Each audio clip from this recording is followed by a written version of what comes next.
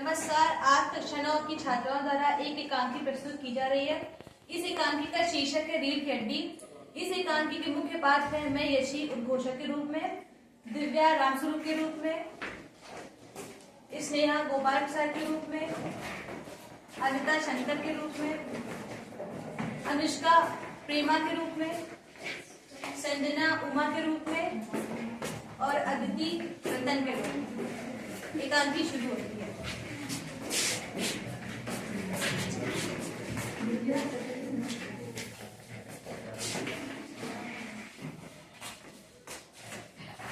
अरे गोपू, बहुत दिनों बाद ही है, ईद का चांद हो गए थे क्या? अरे तुम कौन? अरे पहचाना नहीं हमें? जब साथ साथ पढ़ते तुम मेरे लड्डू चुरा चुरा कर खाते थे। अरे रामू तुम। अरे गोपू तुम।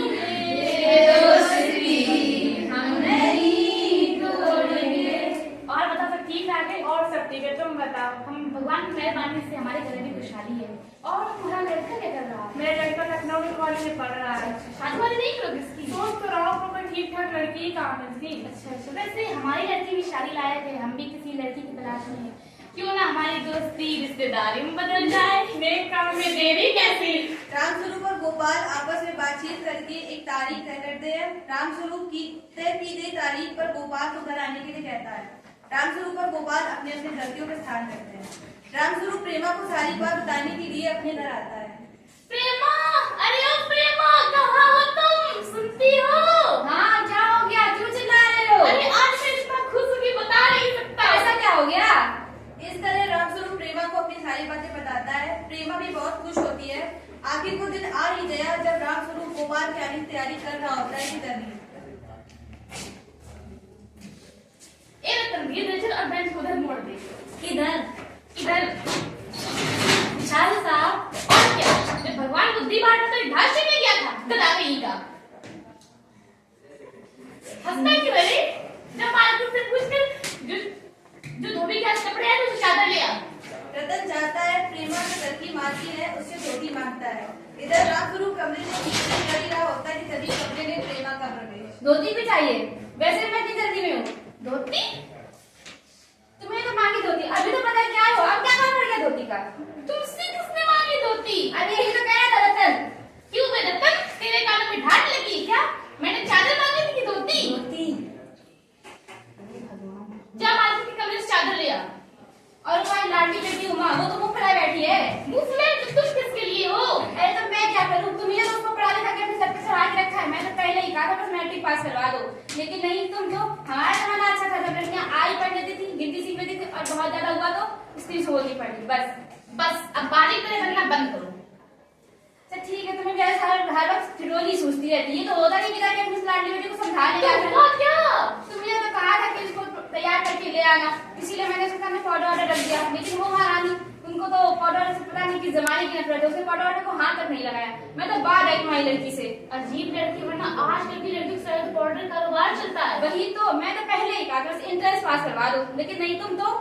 तुम्हें कभी जान पर काबू नहीं है। मैंने कितनी बार मना किया इन बातों का जिक्र नहीं करना है।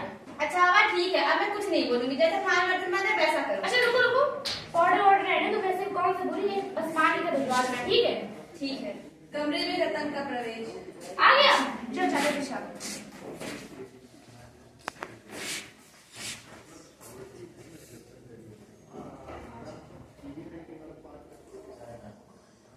जा बेटी जी, कमरे से बाहर जाओ, सुधार ले आ। और नाश्ता हो सब तैयार है? हाँ, नाश्ता तैयार है। नाश्ता तैयार है। मीठा वालों ज्यादा कुछ खाएंगे नहीं, नमकीन भी मैंने बना दी है, फल भी रखे हैं, चाय भी है, टोस्ट भी है, लेकिन मक्खन तो आया क्या? नहीं।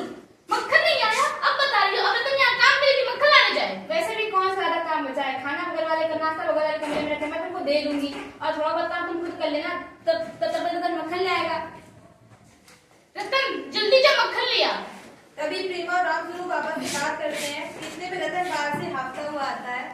बाबूजी, बाबूजी, क्या है रे? कोई आ रहा है। अरे ओ प्रेमा, वो आ भी गए। तू ये खड़े कर मक्खन गया नहीं, मक्खन सब चौपट कर दिया। अरे इधर से नहीं, इधर से जा, इधर से जा, जल्दी जा, जल्दी जा। निकम का गदर बिना बाला नहीं अरे रह गया। तुम क्या, मैं लिख देता हूँ। प्रेमा जल्दी से अंदर की तरफ भागती है। रामस्वरूप बातें उठा के रखता है। तभी किवाड़ पर दस्तक।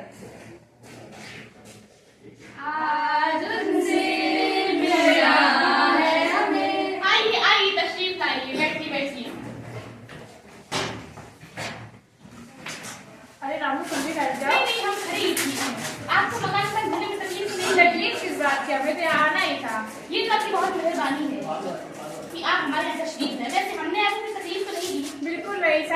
पर्ची गाड़ी तक नहीं दे दी।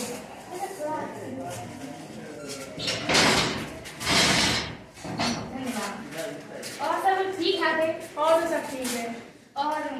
और आप बताइए कितने दिनों की छुट्टियां हैं आपकी? छुट्टियां नहीं, वीकेंड से आया हूँ। अच्छा, आपका कोर्स एक साल में खत्म हो जाएगा? नहीं, बस साल 2 साल का मार्जिन था। अरे 1 साल में शंकर बीमार हो गया था ना, इस वजह से 1 साल में कुछ ज्यादा हो गया। एक हमारा जमाना था जब लोग दर्जनों कचौड़ियां उड़ा लेते थे, कुछ फर्क ही नहीं पड़ता था। जी जी।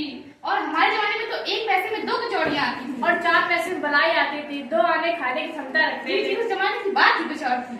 सही बात। और पढ़ने बैठे तो कब 12 घंटे बीच में तो पता ही नहीं चलता। जी जी, वो जमाना ही कुछ अलग था। भाई उस जमाने की बात आती, मैं तो अपने आप को रोक ही नहीं पाता हूँ। वो जमाना ही बहुत रंगीन था।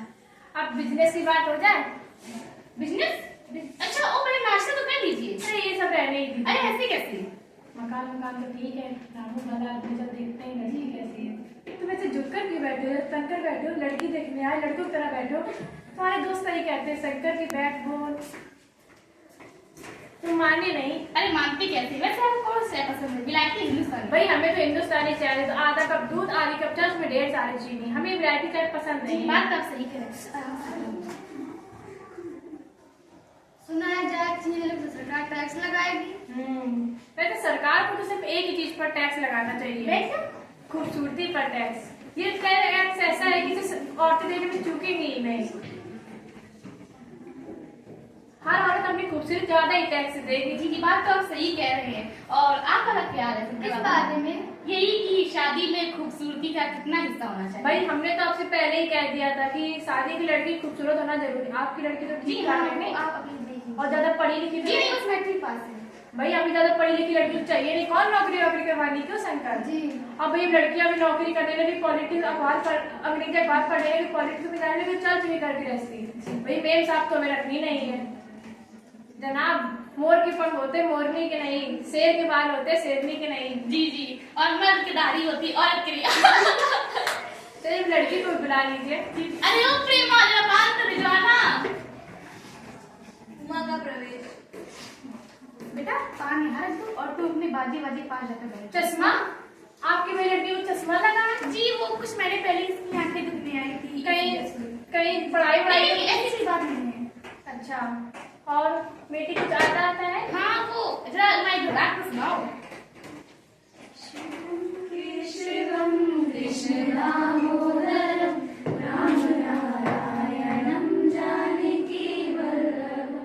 अरे उमा, गाने को पूरा करो, रुक क्यों गई? रहने दीजिए, आपकी लड़की अच्छा गाती है। और कुछ पेंटिंग में? जी हाँ, क्यों नहीं, ये तो पेंटिंग लगी से किसी ने तो बनाई है। और कुछ सिलाई विलाई? जी हाँ, सिलाई की जिम्मेदारी तो पूरे घर की सीख लिया, फिर मेरे धोती कुर्ते भी यही सिलती है। और कुछ इनाम विनाम? जी हाँ, वो उसको भी तो बोलने दीजिए, उसका भी तो मुंह खुलना चाहिए। उमा बोलो, उमा उमा बोलो। क्या बोलूं बाबूजी, जब कुर्सी मेज बिकती है तो दुकानदार कुर्सी मेज से नहीं पूछता, खरीदार से पूछता उसे पसंद आई है कि नहीं। उमा अब मुझे बोल नहीं दीजिए बाबूजी, ये लोग जो मेरे खरीदार बन के आए जरा इनसे पूछे, लड़कियों के पास दिल नहीं होता, उन्हें चोट नहीं लगती है क्या? वो भेड़बकरियां होती हैं। आपने हमारी बेइज्जती करने को बुलाया है? नहीं, अरे नहीं। अरे वाह, मेरी बेइज्जती नहीं हुई थी, ऐसे आप मेरी नापतोल कर रहे हैं। और जरा अपने साहबजादे से पूछिए कि पिछली फरवरी को एक गर्ल्स हॉस्टल के लिए क्यों घूम रहे थे, वहाँ से कैसे भगाए गए थे? गर्ल्स बाबूजी, गर्ल्स हॉस्टल? तुम क्या कॉलेज में पढ़ी हो? हाँ, मैं कॉलेज पढ़ी हूँ, मैंने बीए किया है, कोई चोरी नहीं की, कोई फाफ नहीं किया है। आपकी बेटी की तरह ताजा करके कायरता नहीं दिखाई है।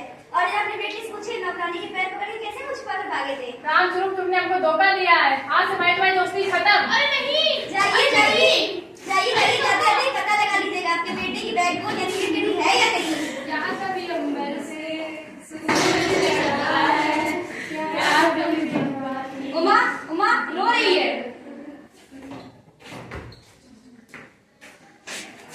बाबूजी मक्खन।